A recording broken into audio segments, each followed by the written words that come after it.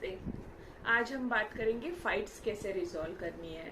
पहली बार तो लूंगी कपल फाइट्स जो बहुत बार होते हैं।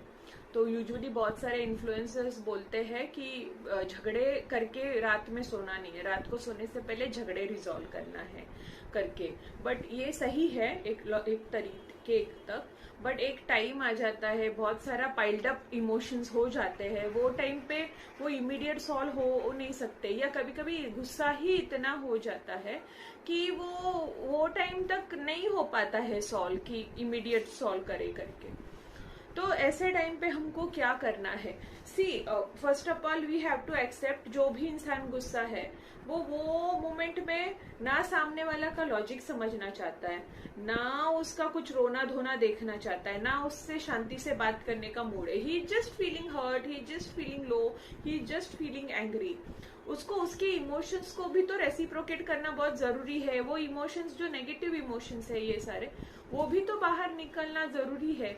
वो टाइम पे अगर हम उसको लॉजिक समझाओगे या कुछ उसका देना चाहोगे कि समझाना चाहोगे उसका कहाँ पे गलत गया है, तो नहीं कोई सुनने के मूड में रहता। ऐसे टाइम पे क्या करना चाहिए? ठीक है, से अपोजिट जो भी पार्टनर है जो शांत है उसने बोलना चाहिए ठीक है, I am so sorry, I have done this, और हम लोग इसके बारे में बाद में बात करेंगे, या सिर्फ बोल दो सॉरी और खत्म करो वो बात। और जब सही टाइम रहे, मे बी एक दिन बाद 2 दिन बाद, जब सही टाइम रहे वो टाइम में आप ये टॉपिक निकाल के अपना साइड बताने की कोशिश करो। ठीक है, अग्री, मे बी समटाइम ये बोल देते अभी वो चीज, पार्टनर्स बहुत बार बोलते अभी वो चीज हो गई ना उस रात, अभी वापस उसको मत निकाल करके। तो नहीं, बोलो कि ये झगड़ा आज हुआ, उस दिन हुआ, ये वापस नहीं हो, इसके लिए मैं चाहती हूँ कि हम बैठे और ये डिस्कस करें और ये सॉल्व करें।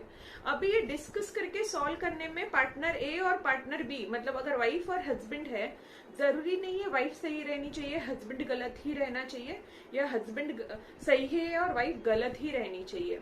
जरूरी नहीं है हर बार ये हो, क्योंकि ये एक सर्टन पीरियड के बाद ये प्रॉब्लम्स आती है रिलेशनशिप में।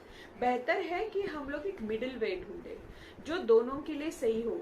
एक वर्कआउट करें कि बाबा ठीक है ये ऐसे हो रहा है, ओके, ये करा, नेक्स्ट टाइम से तो चलेगा क्या? दोनों में से कोई तो एक अपना ईगो छोड़ के, दोनों भी रादर ईगो छोड़ के, क्योंकि रिलेशनशिप में ईगो नहीं आना चाहिए, तो ईगो छोड़ के ये सारे चीजें छोड़ के एक्चुअली वो रिलेशनशिप को इम्पोर्टेंस दे के एक्चुअली में एक सोल्यूशन फाइंड आउट करके सोल्यूशन लेके आते हैं जो मिडिल सोल्यूशन रहे। मिडिल सोल्यूशन रहने से पहली बात तो ये होगी कि ईगो हर्ट्स नहीं होंगे किसी के, और ये मिडिल सोल्यूशन हमेशा के लिए वर्क करेगा। तो ये कन्वर्सेशन करके सॉल्व हो सकता है। गुस्से में कन्वर्सेशंस नहीं होंगे, रोते हुए कन्वर्सेशंस नहीं होंगे, और उसके बाद में मुंह फुला के और गुस्सा होके तो और सॉल्व नहीं होंगे। बेहतर क्या है कि जब भी टाइम मिले, बी अ मैच्योर पर्सन, और बैठ के वो चीज सॉल्व करें। और प्लीज वॉकआउट नहीं करिए, क्योंकि वॉकआउट शायद आप एक दिन के लिए कर जाए एक प्रॉब्लम के लिए, बट वो पाइल्ड अप होने वाला है, क्योंकि हम एक दिन नहीं रह रहे हमारे पार्टनर के साथ, हम लाइफ टाइम रह रहे हैं। तो लाइफ टाइम में कितने सारे प्रॉब्लम्स आएंगे, हर प्रॉब्लम में आप वॉकआउट नहीं कर सकते।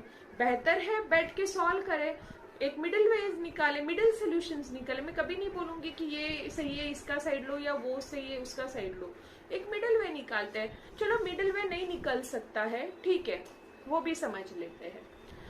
एक टाइम ठीक है, एक बना लो कि ठीक है ये चीज में मैं तू जो बोल रही है वैसे करूंगा, ओके। फिर नेक्स्ट टाइम कुछ अपनी चीज रहेगी जहाँ पे मिडिल वे नहीं निकल रहा है, वो टाइम पे आप उसकी साइड से एडजस्ट कर लो, हस्बैंड की साइड से एडजस्ट कर लो, वो भी हो सकता है। क्योंकि रिलेशनशिप सिर्फ और सिर्फ मिडिल वे निकालने के लिए नहीं है। Sometimes wife have to adjust, sometime husband have to adjust, वो भी तो बैलेंस रहना चाहिए। तो वैसे बैलेंस करते हैं।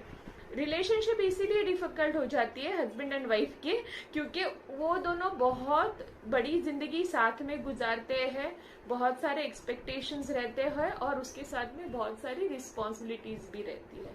तो let's find out the middle way when ever possible, और जहाँ पे अच्छा माहौल है वो टाइम पे, and solve it, resolve it, उसके अंदर और भी कर सकते हैं।